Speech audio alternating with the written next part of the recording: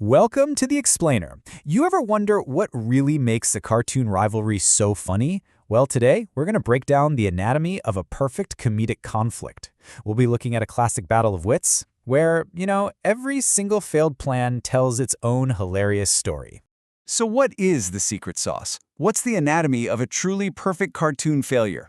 We're going to dive right in by analyzing this never-ending battle between a super determined logger and two very hungry bears. It's like a masterclass in how even the most genius plans can just go so wrong. Okay, so to really get the comedy here, first we've got to understand who we're dealing with. The whole conflict, this eternal struggle, it really just boils down to some super basic and, very different motivations.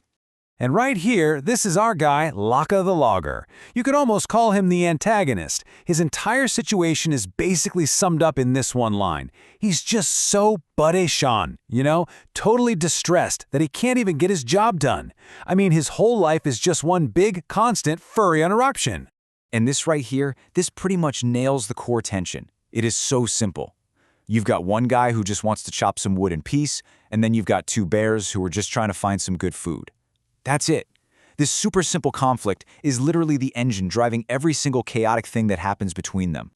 All right, so after just endless frustration, Laka figures, okay, I need a new game plan. And what does he do?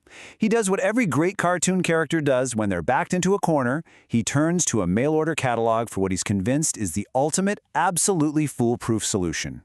And the plan? It's called the jar trap. And you know what? On the surface, it's actually kind of brilliant. It's not about brute force at all. Nope. It's designed to weaponize the target's own greed, using just a simple little principle of physics. So here's how it's supposed to go down. Step 1. You find a jar, just the right size for a bear's paw.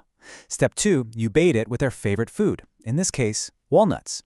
And Step 3. You just wait.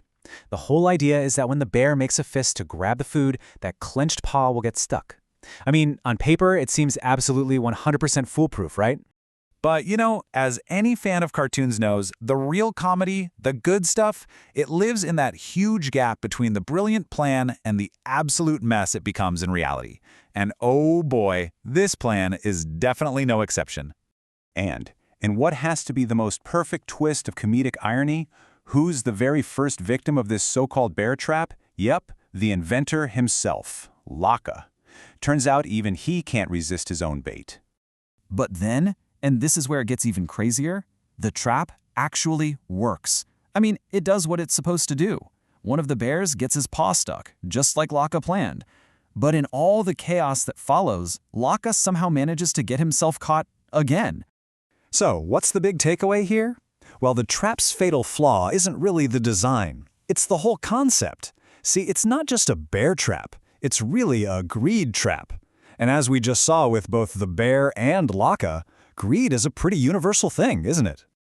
Okay, let's flip the script for a second and look at this from the bear's point of view.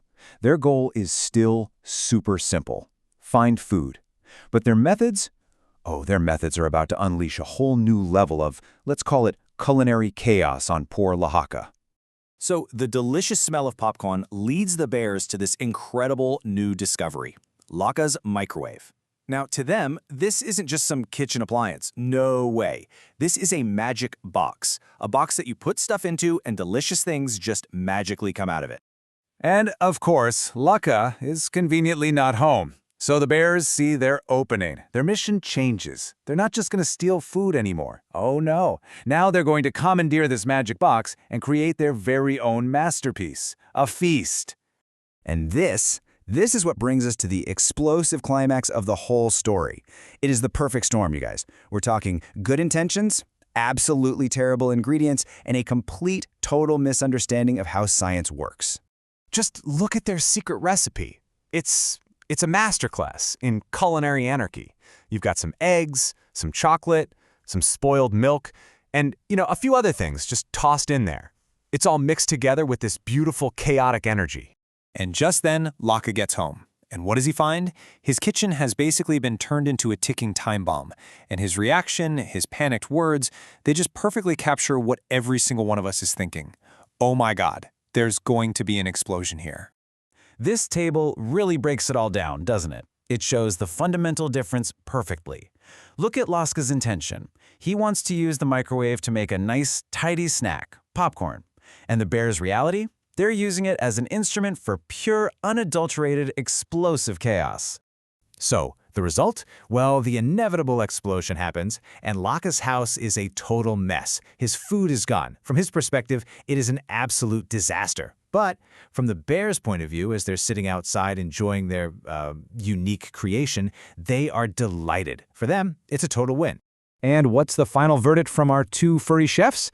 A simple, satisfied, "Brother, it tastes very good." That's it. A resounding thumbs up. To them, the explosion, the mess, yeah, it was all totally worth it. So, all of this leaves us with one final thought. One last question to chew on. Was this whole thing just a culinary disaster, or was it actually a strategic success? Think about it. In this never-ending war between Laka and the bears, maybe, just maybe, making a gigantic mess is the most effective strategy of all.